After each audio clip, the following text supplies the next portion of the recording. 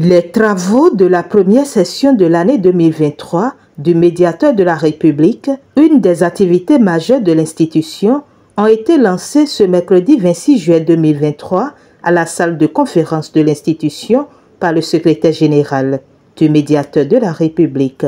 Dans le cadre de l'accomplissement de cette mission, le Médiateur de la République saisit des demandes d'intervention des administrations mises en cause par les citoyens requérants en vue de trouver des réponses aux préoccupations de ces derniers. Ainsi, l'institution a enregistré et traité, depuis le début de cette année 2023 jusqu'à la date du 30 juin de cette année, 238 réclamations relatives essentiellement à la gestion de la carrière des agents de l'État, aux affaires domaniales, aux prestations sociales, au dysfonctionnement ou aux défaillances des services publics et aux créances de l'État ou autres organismes investis d'une mission de service public et à la non-exécution des décisions de justice. Malheureusement, dans la pratique, les services ou établissements publics, semi-publics ou les collectivités locales saisies des demandes d'intervention du Médiateur de la République ne répondent pas toujours à ces sollicitations dans les délais souhaités. La présente session est donc l'une des principales formules imaginées par le Médiateur de la République depuis bientôt 8 ans pour retenir au cours de séances plénières avec les cadres des directions techniques des administrations les solutions à apporter aux réclamations des citoyens jusque-là restées sans suite.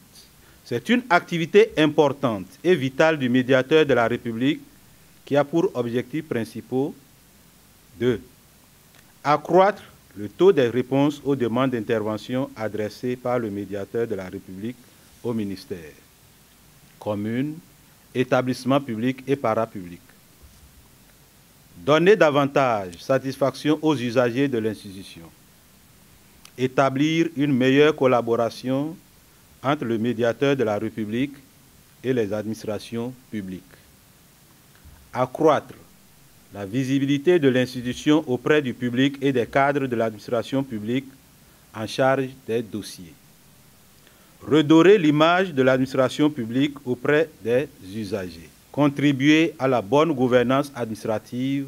Grâce à la collaboration entre les administrations et nous espérons pouvoir non seulement donner satisfaction à la totalité des dossiers enrôlés à la présente session, mais aussi améliorer de façon significative à l'avenir le taux de réactivité aux saisines des citoyens dont le Médiateur de la République se fait le relais. Nous sommes d'autant plus confortés dans cette certitude par les résolutions issues de nos assises tenues il y a quelques jours avec les principaux responsables de nos administrations publiques. L'action du Médiateur de la République doit être perçue comme une main tendue et une œuvre entrant dans le cadre de l'intérêt général. Aujourd'hui, nous ne nous sentons peut-être pas directement concernés, mais demain, qui sait, un parent, un neveu ou une nièce, ou nous-mêmes pourrions nous retrouver dans une posture qui nécessitera le recours au Médiateur de la République.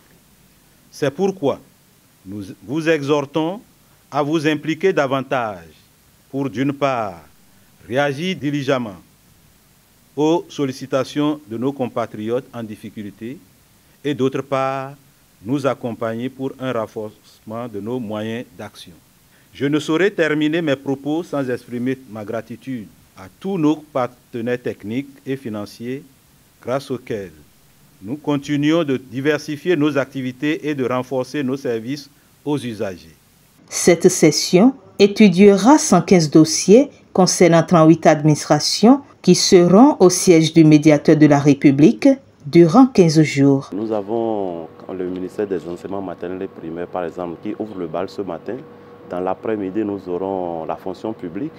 Et demain, les finances et l'enseignement secondaire, et ainsi de suite. Il y a beaucoup de ministères qui sont programmés, certaines institutions aussi, comme la HAC, par exemple, qui est programmée pour arriver ici. La Poste également, la Poste du Bénin est programmée. Et aussi certaines communes, comme par exemple Tori Bosito, comme Adjara, comme Miserete, sur des dossiers divers. Ça peut être, c'est généralement des questions de carrière ou alors c'est des questions liées au foncier où voilà, la NDF par exemple doit également passer, ou c'est des questions liées à des prestations fournies aux administrations mais qui n'ont pas été payées jusqu'à présent. Donc c'est autant de sujets que nous allons aborder au cours des sessions avec les administrations pour savoir où est-ce qu'elles en sont par rapport à ces dossiers. Si les requérants ont raison, normalement on doit nous dire que suite a été donnée ou on leur a fait droit. Si les requérants n'ont pas raison, les administrations nous le disent également et nous recherchons avec elles quelles solutions équitables nous pouvons apporter. Parce que parfois, les solutions peuvent ne pas être légales, mais on trouve d'autres moyens pour les régler de façon équitable. Les requérants ne sont pas présents pour les sessions, c'est lorsque nous finissons d'échanger avec les administrations que nous notifions aux requérants ce qu'il a été de leurs dossiers qui ont été abordés. Nous avons constaté qu'il y a beaucoup d'évolutions, beaucoup d'améliorations dans nos relations avec nos partenaires qui sont les administrations publiques. L'année dernière, par exemple, sur les 138 dossiers, je crois que nous avons abordés, nous avons eu quand même des suites positives pour plus d'une centaine de dossiers. Donc, ces sessions nous permettent de donner suite à de nombreux dossiers qui étaient en instance et pour lesquels nous ne savions pas quelle réponse donner aux requérants. Donc il est évident que les sessions permettent d'avancer notablement dans les dossiers et c'est d'ailleurs l'une des raisons pour lesquelles nous sommes passés d'1 à 2 sessions par an. C'est donc parti pour 15 jours, à l'issue desquels des solutions équitables aux dossiers à étudier sont espérées.